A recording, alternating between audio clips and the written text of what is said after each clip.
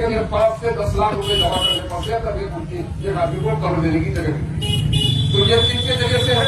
ये वक्त की जायदाद के जरिए से।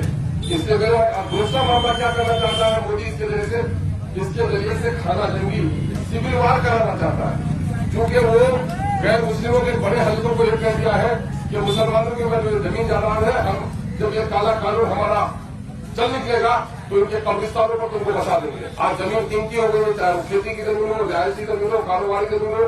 शहरों में दिल्ली में बहुत सारे वक्त की जमीन को सरकार ने कब्जा कर लिया है। इसलिए उठना जरूरी है और अताअत अमीर वाजिब है। आप सुन लीजिए इस बात को, उलमा है यहाँ पर।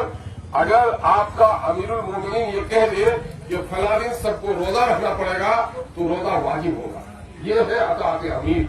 तो इस वक्त इमारत शरिया बिहार, उड़ीसा, झारखंड और मगरबी बंगाल का मुत्तफिका फैसला है कि साहब 29वीं तारीख को एक जम्मे गफीर आप वहां ले चलिए और आपके साथ गैर मुस्लिम भी आपका साथ दे रहे हैं ताकि हुकूमत पर दबाव हो।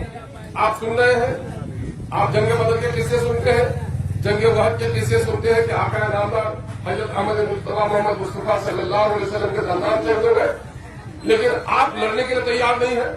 जरा गैरत कीजिए कि यही दिल्ली में किसानों के खिलाफ कानून बना, किसी के मंदिर मस्जिद के खिलाफ नहीं बना, किसानों के खिलाफ कानून बना, तो वहां सरहद पर जाट लोगों ने, दूसरे किसानों ने आंदोलन किया।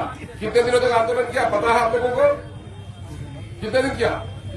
13 महीना आंदोलन किया। और यहाँ सुल्लापुरी खुलैया बारात जाने बोलेगा 25 आदमी 150 जाने के लिए तैयार है। जामे मस्जिद में असर की नमाज पढ़ने के तैयार नहीं है, लेकिन मैयत की नमाज पढ़ने के लिए 3000 आदमी आ जाते हैं। ये बदलना पड़ेगा कि कौन काम वाजिब है, कौन काम नवाफिल है ना? मैं नहीं कहता कि आप जनाजे में नहीं आइए, जनाजा फर्ज किफाया है।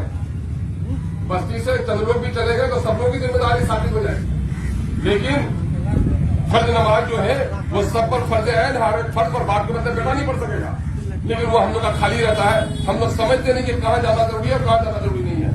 ये जलसे में जा रहे हैं, चिल्ले में जा रहे हैं, उससे कम सवाब नहीं मिलेगा आपको 29वीं तारीख को जाने से। इसलिए कि 29वीं तारीख का जो मामला है, 29वीं तारीख का मामला वो आपके शरीयत का मसला है। आपकी मस्जिदें नहीं बचेंगी, आपके मदरसे नहीं बचेंगे, आपके बच्चों को दीनी तालीम कहाँ दे पाएंगे। और यकीन जान लीजिए, अगर हीरे और जमरत के तस्त में भी लेके आइएगा, मछली को रख दीजिएगा पानी से उठाकर, मछली जिंदा रहेगी? मछली जिंदा नहीं रह सकती, मर जाएगी। जिस तरह से पानी के बगैर मछली जिंदा नहीं रह सकती है, अहले ईमान भी शरीयत के बगैर जिंदा नहीं रह सकता है। इस वक्त आपके अपने शरीयत के तहत का मसला है, ये कोई इलेक्शन का मसला नहीं है। ये हर फर्द बसर की जिम्मेदारी है कि इस किस्म के जलसे को, इजलास को कामयाब कीजिए।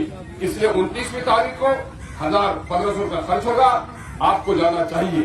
बहुत सारी जगहों पर बसों का इंतजाम किया गया है। मैं आपका खादिम हूँ, मेरे यहाँ रहने ठहरने की जो गुंजाइश होगी इंशाअल्लाह मैं भी वहाँ इंतजाम कर रहा हूँ। इसलिए काफी लोग, हमारे पार्टी के लोगों भी कह दिया है, ठाकुरगंज से लेकर के पूरे बिहार तक MIM के लोग भी हर जगह से, हमारे अपने लोग भी आ रहे हैं। लेकिन पार्टी तो छोड़िए, कलमे की बुनियाद पर तो हम सब एक है।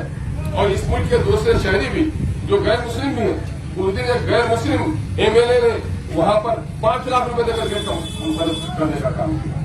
तो मामला यह है कि सब लोग मदद कर रहे हैं। इसलिए आप लोग वहां पर उस दिन आइए, यही दावत देने के लिए हम आए हैं।